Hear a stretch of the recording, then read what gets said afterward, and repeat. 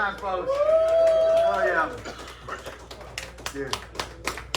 I don't know how you can smoke that much weed, Jack. I can't do it. I get way too emotional, man. I hate when pot smokers won't let you not smoke weed, and I fucking can't stand that. And then they're just, oh, you haven't found the right strains. You got your indicas and your sativas, and your it's like, dude, it's all gonna make me cry during Finding Nemo. You know? All right, folks, we got another comedian coming up. It's fantastic. She's absolutely hilarious. Fantastic joke writer. Please give it up. Start making noise now for Emma Stevenson.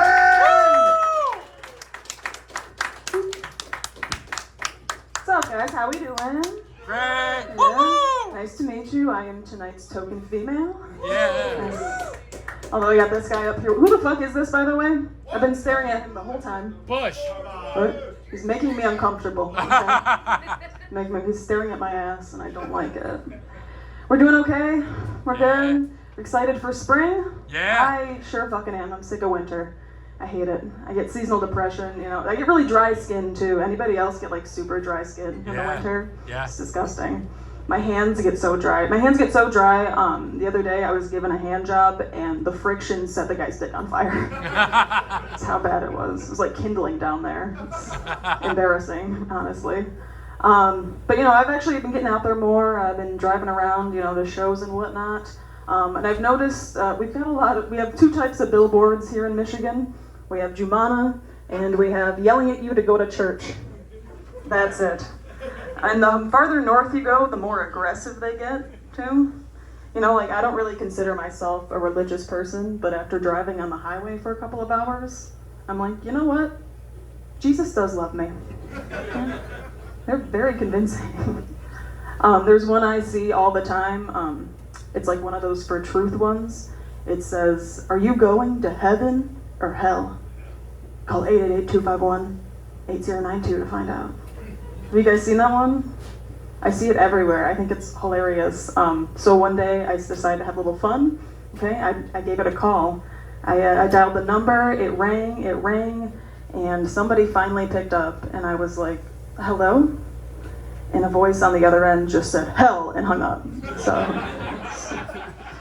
it's an accurate service they are providing. They know what they're talking about. No, like I said, I don't really consider myself a religious person. I don't ask myself, WWJD, you know, what would Jumana do?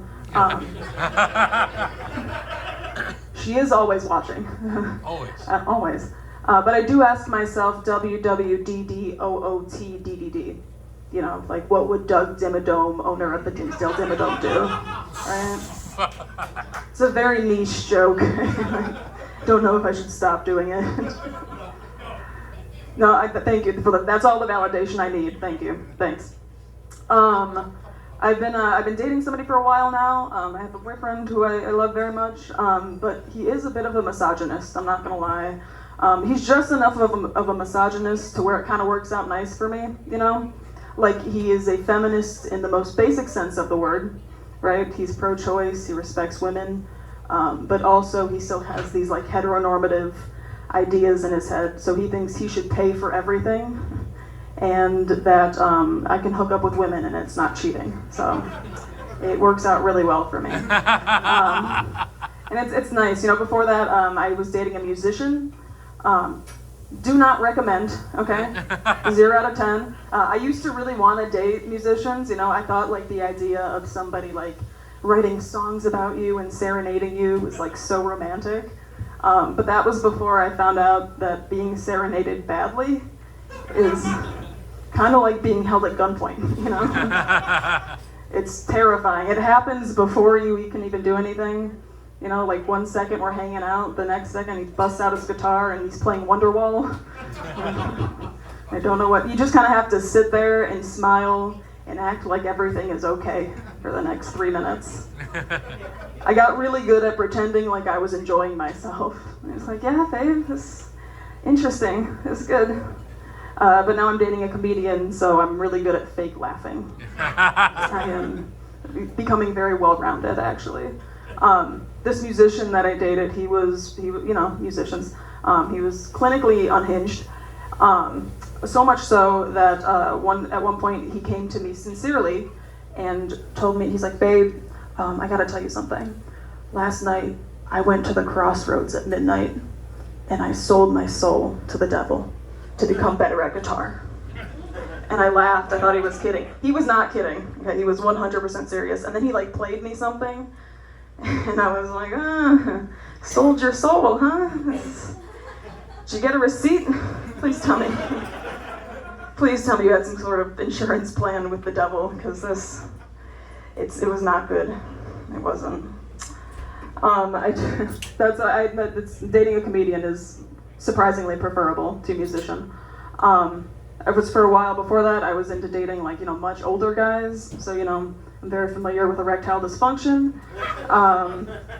And I only think about that because the other day I was trying to put a crinkly dollar bill into the vending machine, And I was like, why does this seem familiar?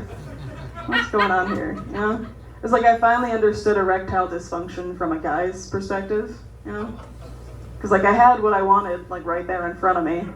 I could see that strawberry Pop-Tart, but I just couldn't get it in there. I was trying everything. I was straightening it out. I was for turning it around. At one point I spit on it. It was so frustrating. At one point I got so desperate, I shoved it in the coin slot. And then the vending machine got very upset with me. And then I started crying, and then the vending machine was like, hey, it's okay, it happens to everybody. So yeah, so I understand you guys now, I understand your pain.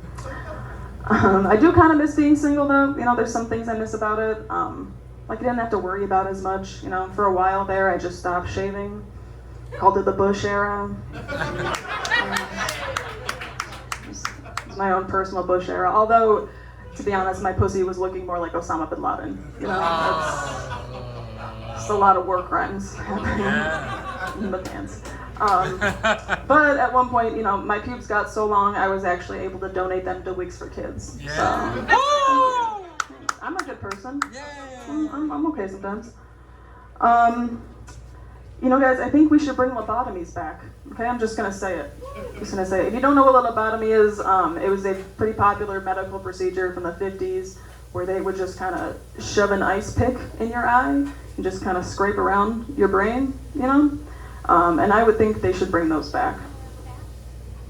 I could use one right now, please, somebody. I like to imagine though, how did somebody come up with that? How did they discover that? I like to imagine the doctor coming up and being like, hey doc, I noticed that if we shove an ice pick through this patient's eye and start scraping around a bit, she gets real quiet. Think this could be a breakthrough. I know for sure I would be lobotomized if this were the 50s, for sure. And honestly, antidepressants, they're not cutting it anymore, okay? Let's be honest. I've got ADHD. Does anyone here have ADHD? Yeah, hell yeah. One person. If you're not familiar, ADHD stands for Attention Deficit and Holy Shit, Where Are My Keys? I was actually diagnosed recently on TikTok. Thank God for that app. No, I have what's called inattentive type ADHD, so that just means clinically speaking, when you're explaining something very important to me, on the outside it looks like I'm listening, but inside my brain, if you could hear it, all you would hear is, you should be driving a Kia. I'm gonna be on the news one day, and it's gonna be because I found the guy that wrote that jingle and murdered him. Okay? It haunts me. But I was prescribed medication for my ADHD recently. It's what they in the medical field call almost meth. And it works, let me tell you. The first time I tried Adderall, I remember my dad asked me how I felt, and I was like, taller. Yes. My teeth have a heartbeat. Is that normal? It's a hell of a drug. I like weed. Anyone here smoke weed? Yeah.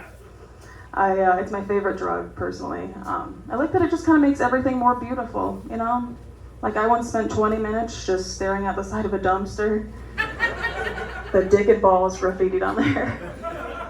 I was like, yo, did Banksy do this? Another time I was hanging out in my backyard. It was like a beautiful summer day. I was smoking weed, and I locked eyes with a blue jay in the tree across from me. And we were like having a moment, and then he started to fly towards me, and he just got closer and closer. He tried to kill me, right? He dive bombed me. Apparently blue jays are very territorial and like aggressive, but I was so stoned I thought I was Snow White. Thought it was a beautiful moment. I wrote shitty poetry about it in my notes app. I love it.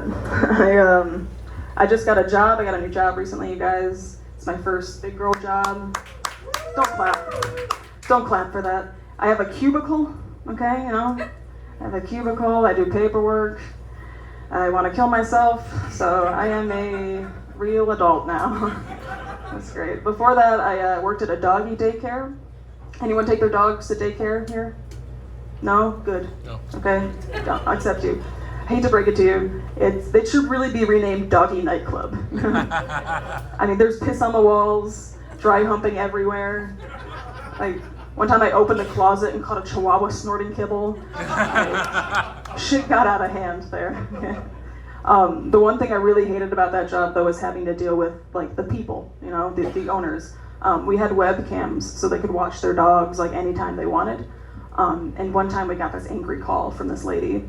And she was like, I've been watching the webcams, and my poor Ginger has been getting humped. Just railed. Just a real train ran on her all day. Are you guys gonna do something about that? And I was like, yes, ma'am. I'm gonna start charging for the webcams. Are you kidding me? People pay for that shit. Get her an OnlyWags, you know? All right, I'm done now. Thank you guys so much. I've done on the scene. So give it up for your host, Brett Salperino.